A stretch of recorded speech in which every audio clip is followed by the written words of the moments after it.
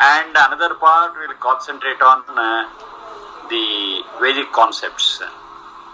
So once you are familiar with these two, it will be easy for us to study the mantras, the hymns, and what they really trying to explain. So this is all the groundwork what I am doing now. One dhatu that will start today with is ana pranane. Ana. Ana pranane. Pranana means to give life. So if I have got that concept of giving life, then we can derive a word using from the root ana. Ana. Ana pranane. So there are several words that we derive from this dhatu. One is anna. We are familiar with that word anna.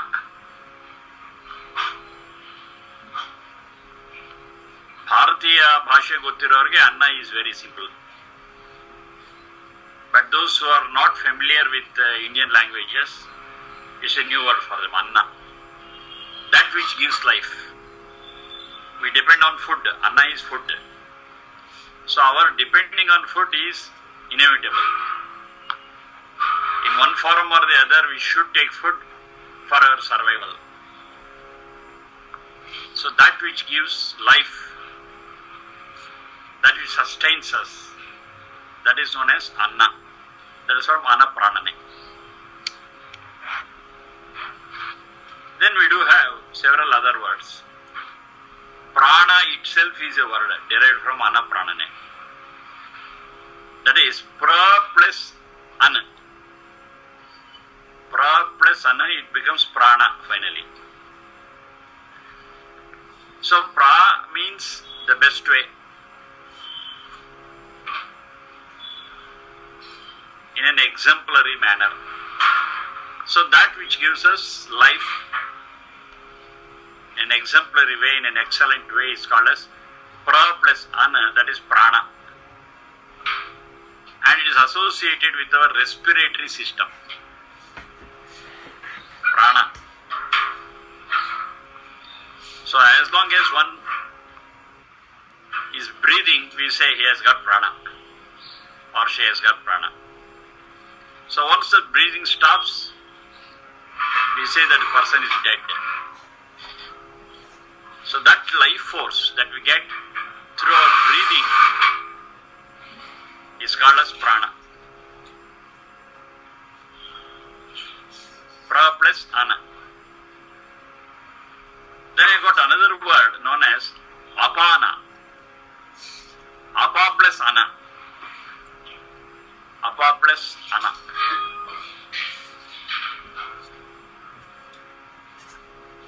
Apa means to throw out. Apa means to throw out. Keep it at bay. That is apa. So this is that which makes us live by throwing out the toxins. Toxins have to be thrown out, have to be kept at bay. And apa is that, and by doing so, it gives us life. That is, when the metabolism goes on in us, lot of toxins and waste products are generated. Now, unless these waste products and toxins are thrown out, we will not be healthy. If the toxins accumulate, if the waste products accumulate in our body, yes, we are prone to diseases. So they have to be thrown. That which throws them out and gives us good health is known as apana. We can understand it as the excretory system in us. It could be mala, it could be mudra, it could be sweda. Sweda means sweat. You find some similarity in pronunciation. Sweda, sweat.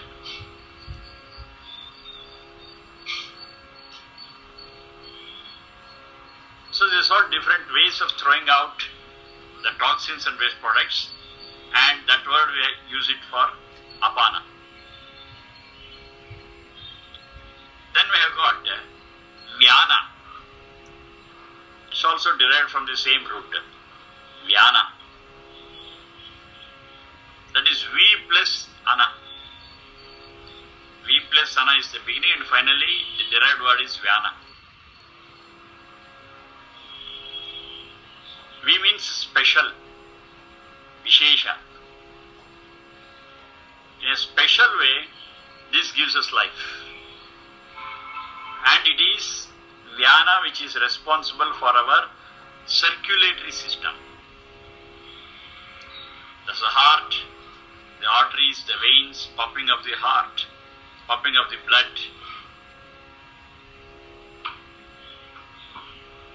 That it takes care of all this is called as vyana, circulatory system. Now here I would like to give one more information. Regarding the functioning of the heart, we understand that it was William Harvey who explained this for the first time. That's what we understand. But the Vedic scholars and the rishis knew about it very long ago. The very name they have given to the heart in the Vedic language proves it. Hridaya, that's the word they use. Hridaya. Now when we analyze the word that has been derived as Hridaya, we get the details of the functioning of the heart, and it was thousands of years before Harvey, William Harvey. Hridaya, it is explained as Harati plus Dadati plus Yati. Harati plus Dadati plus Yati is called as Hridayam. It is sort of an abbreviation. Hridaya, Harati, Dadati, Yati. Now, in understand the meaning of these three words that are included in that abbreviated word Hridaya, we understand the functioning of the heart. Harati means to take in. So that is one of the functions of the heart. That's to take in the blood. To be precise, the blood which is to be cleaned. Unclean blood is taken. Dadati, it cleans it and gives to every part of the body. It takes in impure blood, it gives pure blood, and Yati, it sees that so many things through blood reach every cell of the body. Yati means to reach. It takes, it gives, it sees that all the vital components of the blood reach every cell. Harati, Dadati, Yati. Harati, the root is Hri Harane. Hri Harane. Hri and Chacha Jajanya. Hri Harane. Dadati, Dudai Dane. Dudai Dane is the root. Dana is to give, Dadati. Dudu, Da, Chacha Jajanya, Dudai Dane. Then the last one, Ya Prapane. Hridaya, Ya Prapane. Hri Harane, Dudai Dane, Ya Prapane. All the three put together, it is Hridaya. And that vital force that's behind this Hridaya and makes this Hridaya work is that Vyana. V plus Anapranane.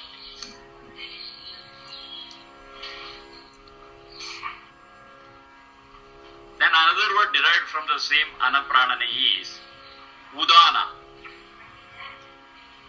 Udana. Ut plus Anapranane. Now that Ut is a prefix. What are all we are seeing, they all are prefixes.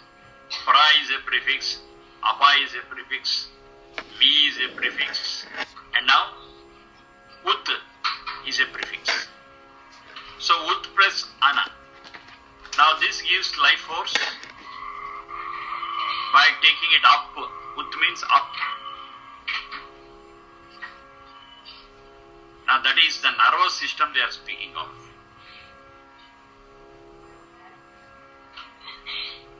Nervous system.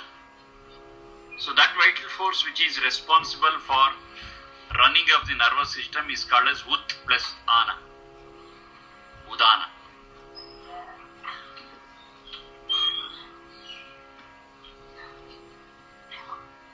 And another one we have got known as Samana.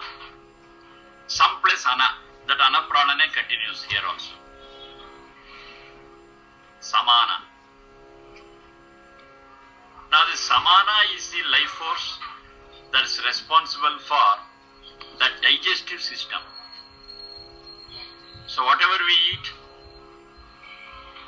it breaks it down, assimilates, generates energy, and this energy is distributed to the whole of the body. So here also Sam plus Ana. Sam is a prefix, Ana is the root. Anapranane. Now let us put all together. For our healthy living, all these five have to work properly. We call them as Pancha Prana. Pancha is five. Prana, Apana, Vyana, Udana, Samana. These are the five things. Can you say that one again? Yes, Prana, Apana, Vyana, Udana, Samana. Dhanyavad. So the first one is Prana is respiratory system, Apana excretory system, Vyana circulatory system, Udana nervous system, last one Samana is digestive system. It's very scientific. If these five systems in us are functioning properly, yes, you are healthy. Any disease is because of some disturbance in any one of these systems or more than one system.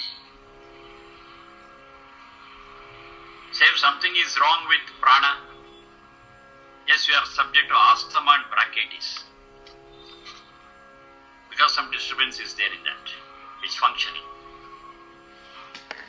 Some disturbance in apana, yes, it is constipation.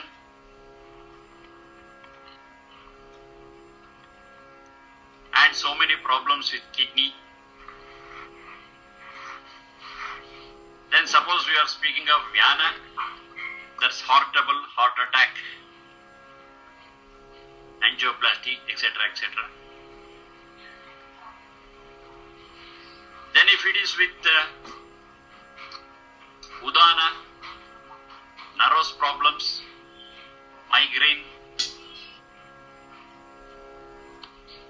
so many things. Then if it is Samana, yes, all gastric problems, they are all related to it. Indigestion.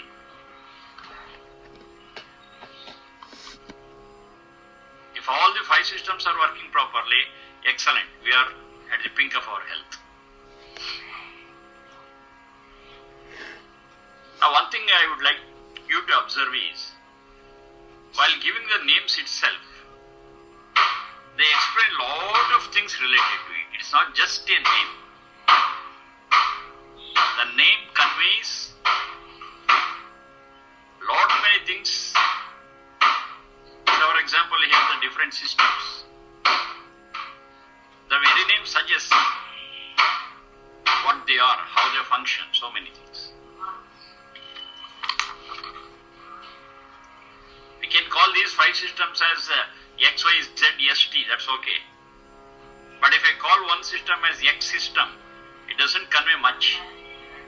When I call it as prana, yes, it conveys lot many things about the respiratory system. The inhaling, the exhaling, so many things. Another example we saw in the middle was Hridaya, heart. So the very name says, the very name explains the functioning of the heart. To take in, to distribute, and to see that all things reach every cell of the body.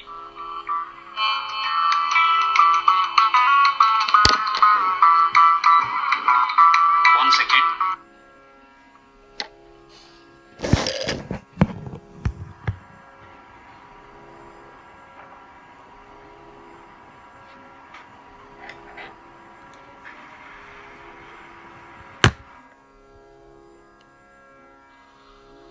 So this Anadhatu or Ana root has got so many words formed out of it. It started with Anna, then Pancha Prana, then many more words used.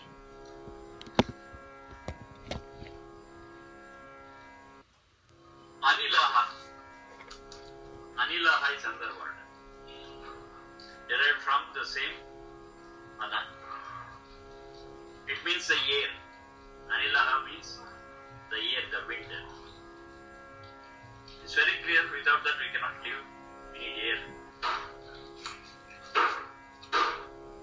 Maybe to make it silver or narrow, it could be an oxygen, Anilaha. Very much essential for our breathing and survival. That's also from the same root, Anna Pranami.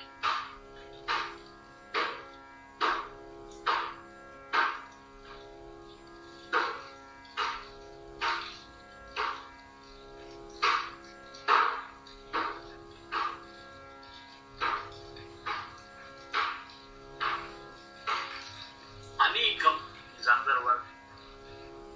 Anikam.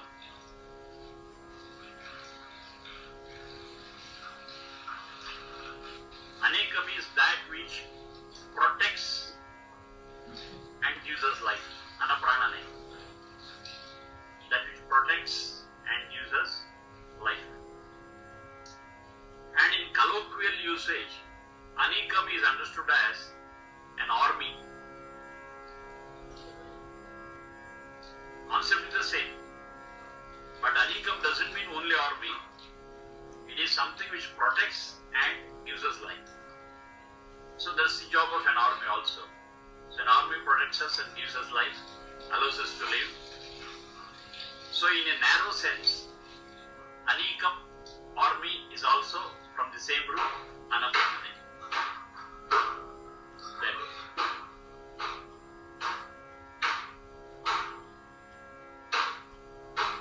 Aniti. Aniti is another word. Aniti is a verb. Aniti is the act of giving life. Aniti. Aniti is also derived from the same Anaprana, is a verb. What all we have seen earlier, they are all nouns. Now this is a verb, Aniti.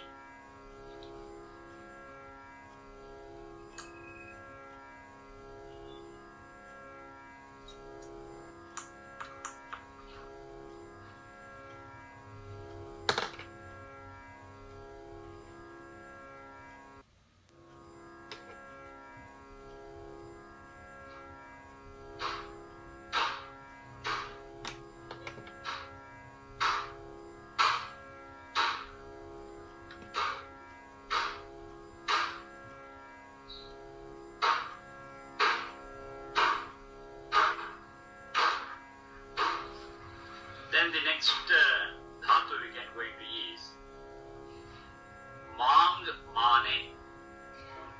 Mang Mane. Ma Ka Kha Ga Gha Na. Mang Mane.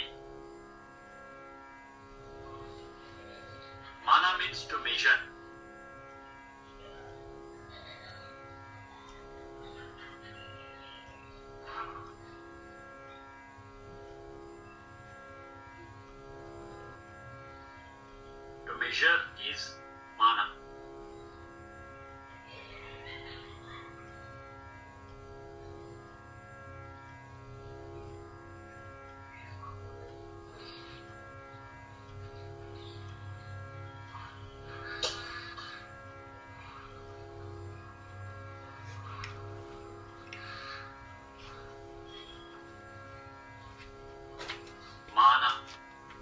Mana is one word that is derived. Mana is measurement. Mana is measurement.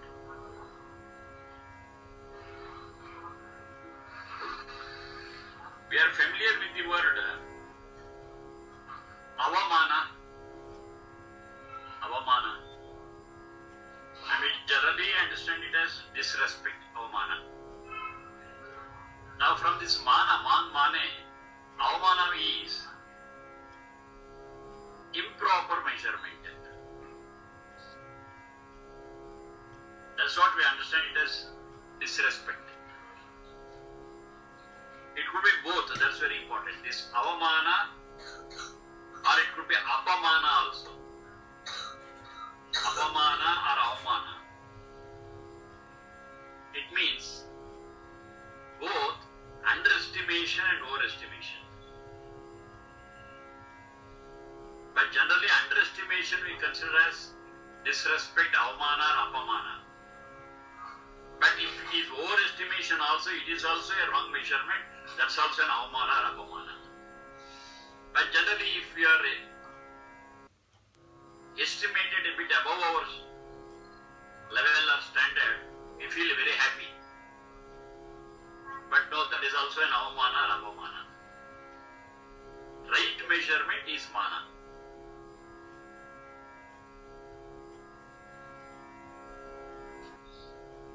It's a disrespect when you are overestimated also. That's also a disrespect. Because it's not the right measurement. Apamana, avamana includes overestimation or underestimation. Totally it's a miscalculation.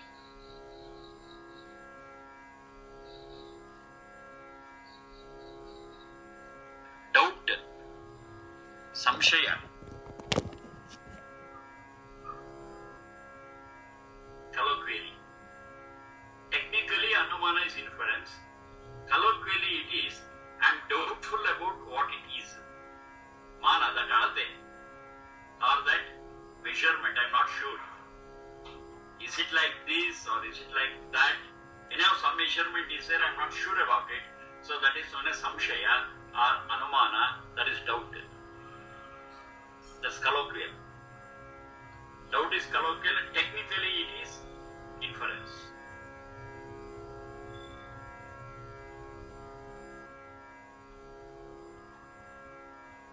The right recognition given from the same root is manyata. Manyata.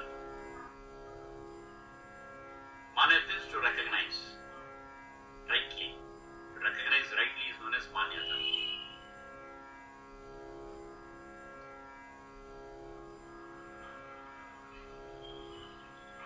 So these are different words from the same root. That is mang mane. Mang mane. You should observe that all these words have got something to do with measurement, calculation.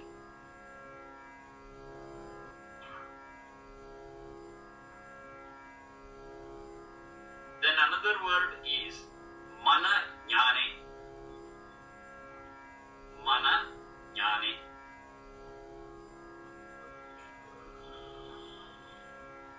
Mana jnane.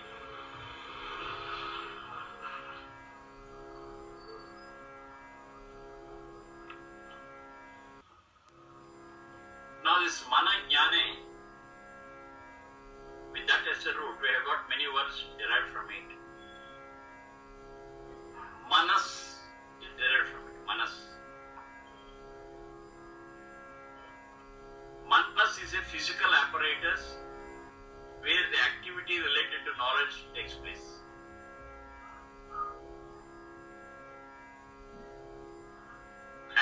when I say it is Sharira Indriya Manas. There's a physical body.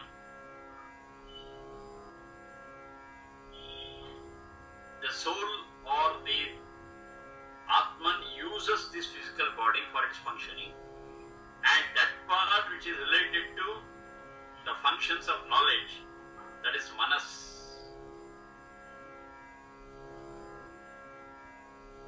The closest word I can give in English is that the brain activity.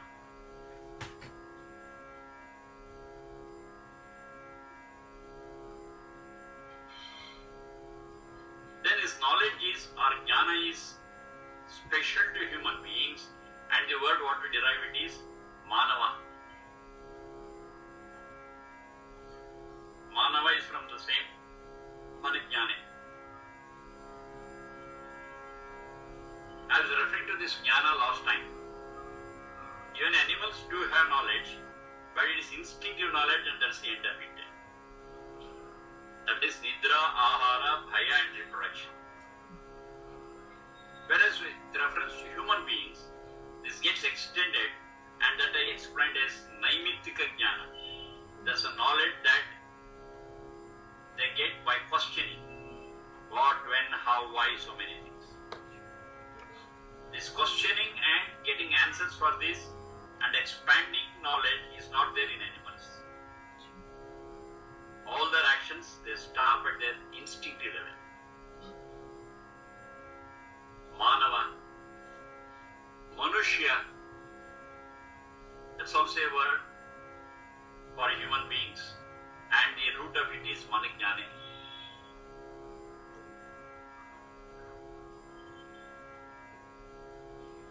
Manana is another word. Manana. Manana is to think, memorize and remember. Now these are all functions of the manas. So it is that process of remembering, memorizing, recapitulating. It's all manana. Remembering.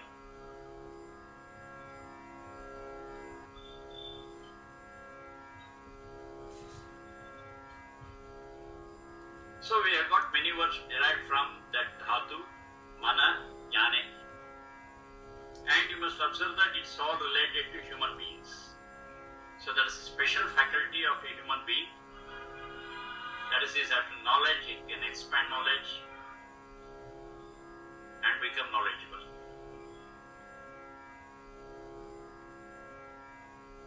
Okay, so much for the dhatus. So many more dhatus you will see in the course of our discussion day after day. Now, a few concepts which are very much essential to understand the Vedic ideals. I think you remember mathematics of your high school days. I don't know. You have come across some concepts there. And in principle, those concepts are embedded in Vedic philosophy. How many of you remember your high school mathematics? Say, for example, factorial. One example, factorial. Remember? 2 times 1. No, I'm not able to listen to you. Yeah, I think yeah. Factorial. Yes, sir.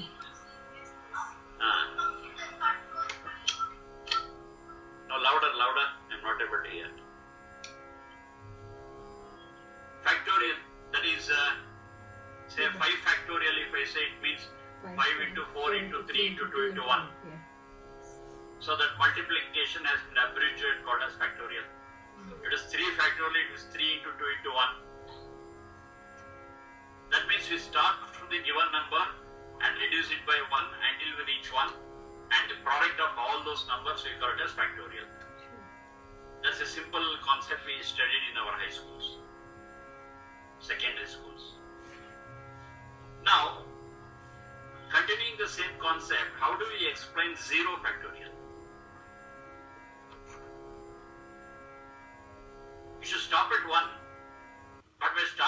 itself is zero. I cannot go back. And there is no negative factorial. Now how do you understand this zero factorial? Thus mathematically we write it as 0 with an exclamatory sign before it. Or 2 with an exclamatory sign, it is 2 into 1. That's okay, fine. 1 factorial is also fine. 1. How do you understand 0 factorial? Now what we do is, we consider 0 factorial as equal to 1. This we call it as an axiom, or this is called as a postulate or an assumption. That is a statement made without proof. Axiom, postulate or assumption is a statement made without proof. If you ask me how to prove it, I don't know.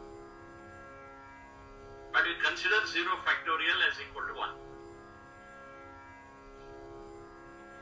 There is only one simple logic behind it. Only when I consider 0 factorial as equal to 1, I'll be able to work out lot many problems in combinations and permutations.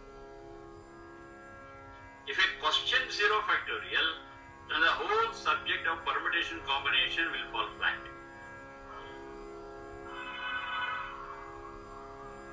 Because considering 0 factorial as equal to 1 can explain, can give us lot of information in permutation combination, we'll say this assumption must be right. Because it's able to give us lot of answers.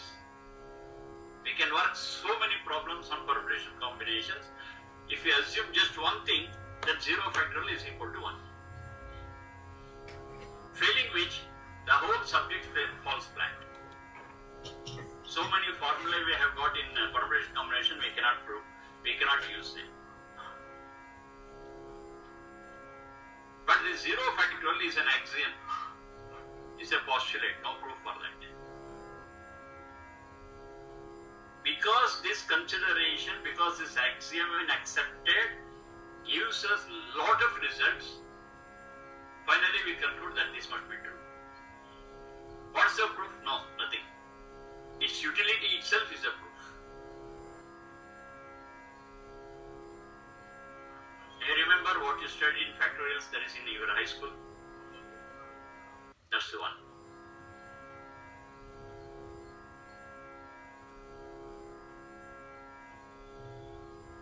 Now, the logic behind it is, whenever we are trying to understand facts, whenever we are trying to answer a lot of questions, one or the other assumption or axiom or postulate is a must at one point.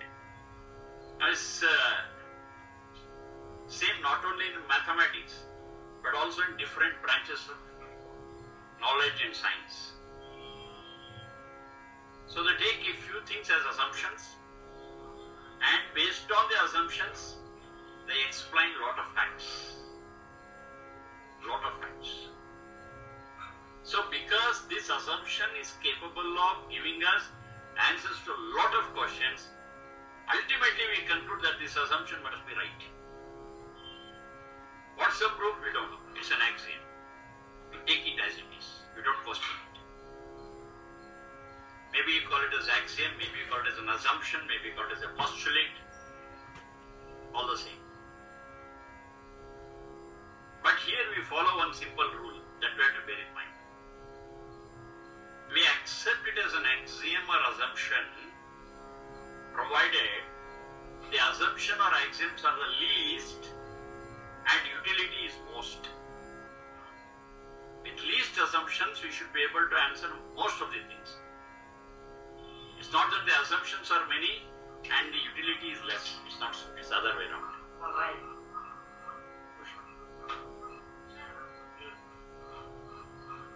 You got my point? Assumptions must be least.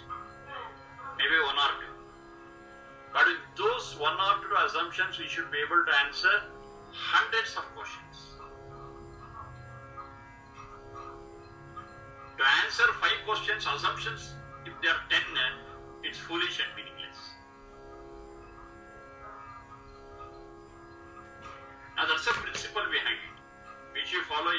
modern science, in different branches of knowledge, of course in Vedas also. It's the same thing. Assumptions are least, utility is most. Then we conclude the assumptions what we made in the beginning must be true because they are so powerful and utility is very high. Any subject for that matter, it does so. One example I given already, that is factorial.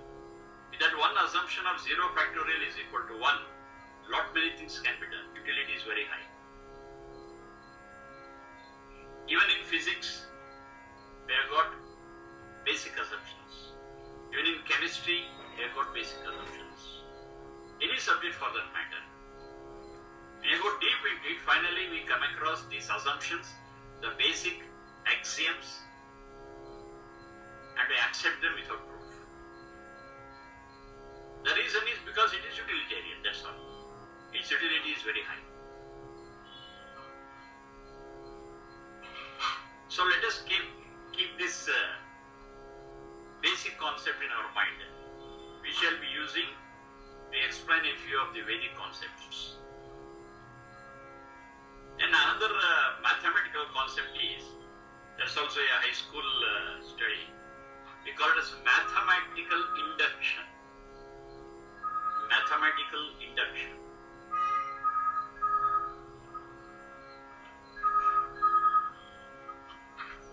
So this we use to prove certain formulae. This is used to prove certain formulae. In particular, mathematical formula, let us say. There's a whole formula is expressed in terms of n. N could be anything. N could be anything.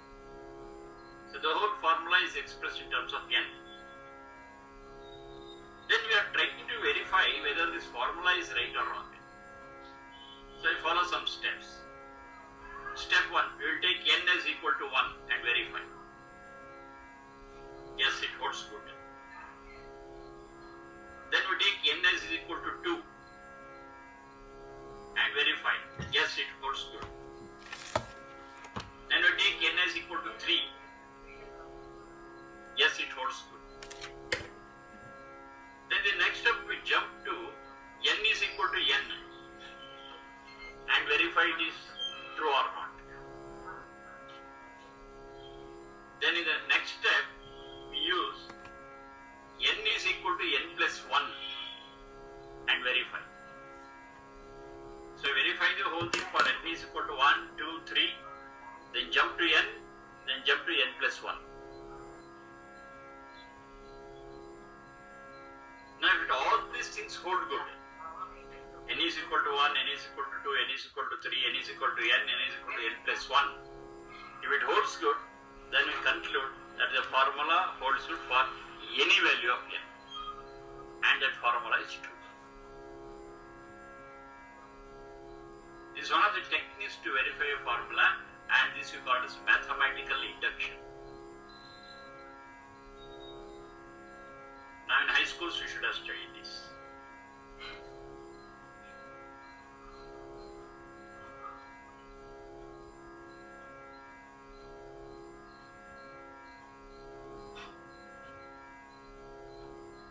Though in mathematics we understand this as a later invention, this concept has been used in Vedas thousands of years ago.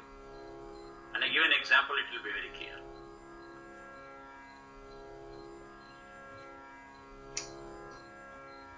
So today we have seen a few roots and some basic concepts related to mathematics and how we apply these basic concepts in Vedic study that we will see in the next class. So I'll stop at this. If you are familiar with these concepts of mathematics, fine. If not, or maybe I have forgotten or something like that, I request you to go back to these basic concepts and make yourself familiar, because while I am applying it to Vedic concepts, it will be very easy for you to understand. So you can just refresh yourself with these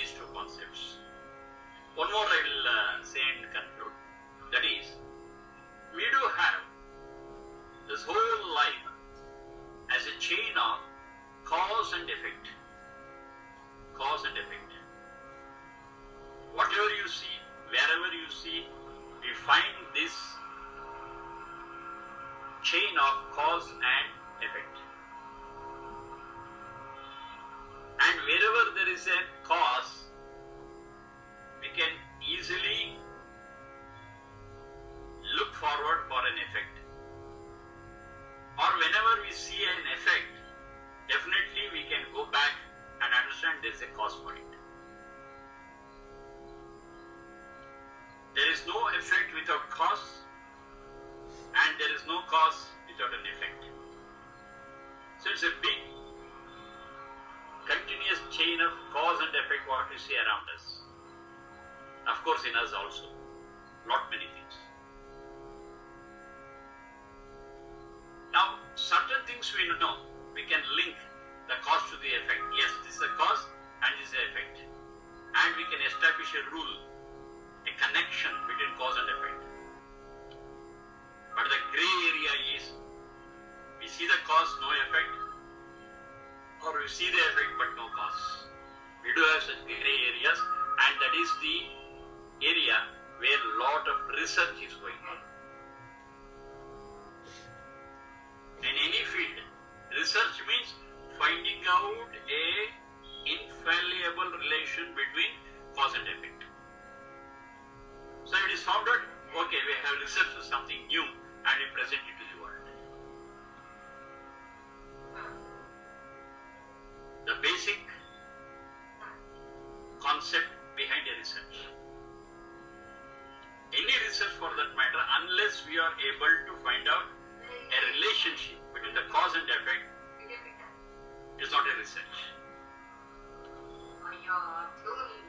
Research is clearly defined as finding out a logical link between the cause and effect. Maybe depending upon the situation, one cause could be responsible for many effects, or it could be other way also. Many points or many causes contributing a certain effect, that also is possible. But after a cause there is an effect, and before an effect there is a cause. Now the terminology what we use technically here is Karana Karya Sambandham. Karana Karya Sambandham. That's the technical name we use. The closest translation I've given it is cause and effect. Karana is the cause, the reason, and Karya is the effect, the result. Karana Karya. The reason and the effect. The reason and the result. The cause and the effect.